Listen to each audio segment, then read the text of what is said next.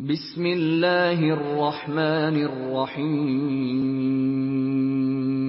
شروع اللہ کے نام سے جو بڑا مہربان نہایت رحم والا ہے۔ وَإِذِ اسْتَسْقَىٰ مُوسَىٰ لِقَوْمِهِ فَقُلْنَا اضْرِب بِّعَصَاكَ الْحَجَرَ فَانفَجَرَتْ مِنْهُ 12 عَيْنًا قَدْ عَلِمَ كُلُّ أُنَاسٍ مَّشْرَبَهُمْ كُلُوا وَاشْرَبُوا مِن رِّزْقِ اللَّهِ وَلَا تَعْثَوْا فِي الْأَرْضِ مُفْسِدِينَ۔